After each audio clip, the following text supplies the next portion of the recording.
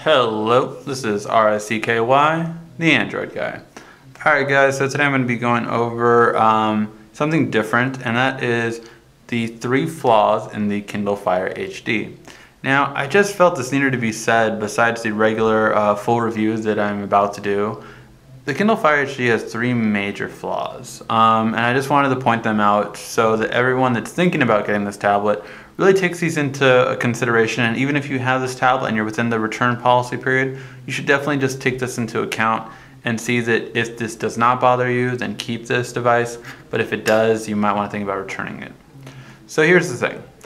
The first issue is the apps, and it's actually a 2-part issue. One, the App Store is very limited. I've been able to put some of these apps on here, but most of them are not able to be used, such as the camera app, such as Google applications. All these different things are not able to be normally used. So that's first thing.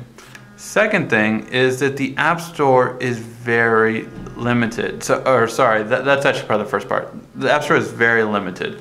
And that's very apparent that you have a lot less apps. Not only that, but apps are normally, you have to pay for them more often.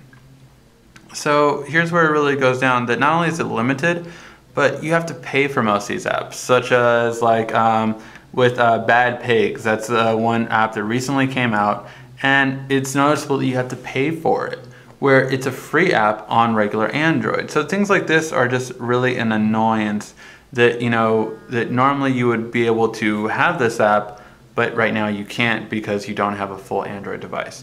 So not only is it limited, but it's more costly. You will pay more for apps on this device than you would for the Nexus 7 or than you would for the Samsung Galaxy Tab 7-inch. So that's a real issue. Not only is it limited, but apps cost more. So that's going to be one part.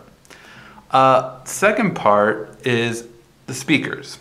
Now let me explain this. The speakers are actually just very poorly designed. Now, they are stereo speakers, which is normally really nice. As you guys know, I hate mono speakers, so it's really nice for when I see a nice pair of stereo speakers. However, these have the same design flaw that the Sony tablet had last year. And that is that when you hold it, you cover the speakers up. So let me play a little video for you so you can actually see, the difference. So just gonna play a little video for you. What was it? Oh yeah, I'll just go to their videos.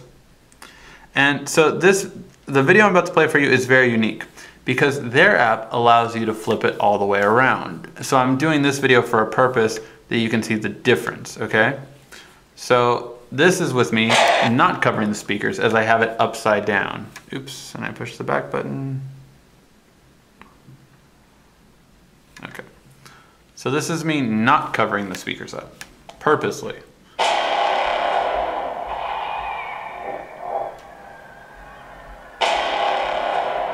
War has started,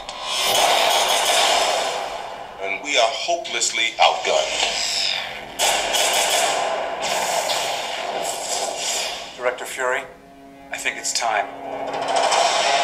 Okay, now, the way you normally listen to this. And keep in mind, not every app can be rotated like this. Certain games do not allow you to rotate it, flip it all the way around. I played a lot of the games and it wouldn't rotate.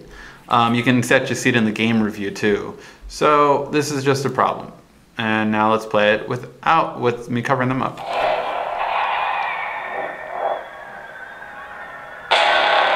I'm not even covering them up fully. I'm purposely trying not to cover them right now. And we are hopelessly outgunned.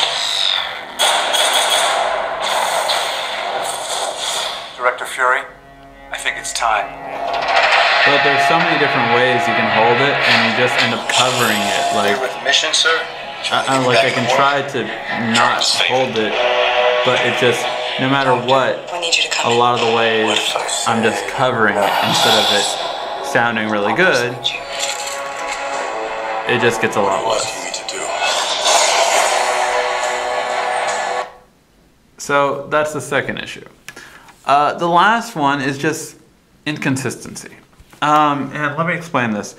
When you play an app or play a game or web browse, it's a very inconsistent experience. So like right now, it actually took it took a little while just to open up the app. Now it's taking a little while to load it, even though I'm on LTE 4G. I'm connected to it right now. So this is just really a difference from other Android tablets that I see, that the web browser is just really inconsistent, and even it still hasn't finished loading, which normally, you know, full websites will load in about 15 seconds or so. This one, I would say, takes more about 30 or 45 to really load fully and not have any lag to it. And it's just a difference. It might not seem like a big difference at first, but the more and more you actually use this for web browsing, the more noticeable it'll be. And the other thing is, like when you just launch apps, say like I, launch a YouTube app. So things like that. Now YouTube is a very light app, so it didn't take too long. But even when I launch, let's do Flipboard.